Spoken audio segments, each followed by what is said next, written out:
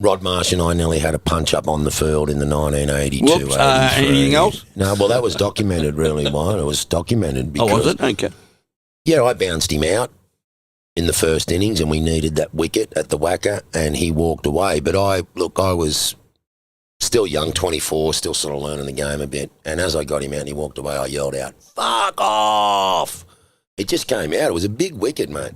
And he walked 20 metres, turned around and come back. That's where he made his mistake. And he said, "What did you say?" So in true Matraville fashion, I just fucking charged him on the field and said, "You fucking heard me. Fuck off." And he had a bat. So I'm ready to stick by that stage. Rick McCosker competed too. He dragged us apart and I tried to go up to him in the dressing room that night and he told me to fuck off again. So the manager then locked me in our dressing room. So this was the second day of the Shield Final.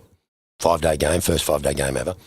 And then all our boys came into the dressing room and I'm sitting in there and I'm fuming. I'm ready to punch out 100 people. And everything calmed down. We went back. I'm going to tell you this. On the morning of the warm-up of the third day, wasn't there some electricity in our dressing room? Everyone was pumped? Ooh. I didn't realise then, but everybody just jumped on board. Oh, wow. Then we played the third and fourth day, and it's getting down to the last session of the fifth day, and anyone can still win the game. As we're walking off, they only need 35 or 40, and we've got to get 5 wickets. Ooh. And Kim Hughes says to our captain, "You're fucking gone now, Rick. You're gone." Uh-oh. So both sides split into the dressing rooms. We're training that part, and Rick just shut the door and locked. Now, I've never heard Rick swear. He's a very Christian man, Rick, not a loud man at all. He just said, "Did you hear what they just said? What Kim Hughes said?" We took notice. We all just vamped up and we bowled them out and beat them by 27 runs or something. Wow. And how we hadn't won in Western Australia for 17 years and we hadn't won the Shield for 20. And how pumped would you have been walking off the field? Fuck, I feel pumped now. Well, my famous story is this. I took the last catch and threw the ball up in the air, the winning ball from the first Shield Final, and no one knows where the ball went. That's the greatest piece of memorabilia thrown away. Lost. Some kid's playing down the alley with it in Perth. It's not the one I've got? No, it's not. But I will tell you this. On the field, 45 minutes later, we had the presentation. And we got presented these Sheffield Shield winners' medals with your name already engraved on it. Now, I'm last, W. Mike Whitney from the crowd, the leftover, boo, boo. So I just acknowledged the crowd, walked straight up to Rod Marsh, who was sitting down on a chair, and showed him the winners' medal. Which didn't go down too well, and I didn't get selected. He became a national selector after that. I had to wait fucking 5 years to get back into the Australian team.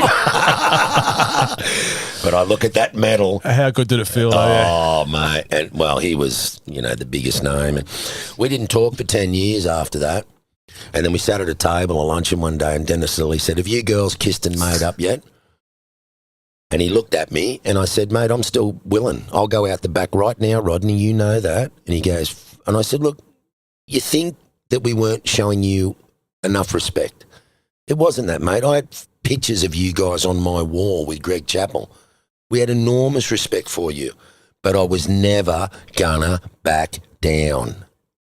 I'm from Matraville, mate. We don't fucking back down. Ever. And when I said that to him, I just saw this change on his face. That I told him, "Man, I love you, man. You're a fucking hero of mine. You and Dennis, ultimate respect. Never gonna back down. I don't give a fuck who it was." And David Warner's got that in him. You never back down.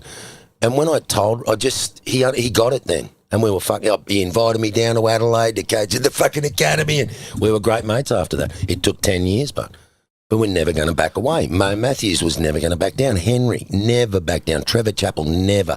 Daiso, Rick McCosker, Len fucking Pascoe, back down. These are the guys I learned my cricket from. Never back down.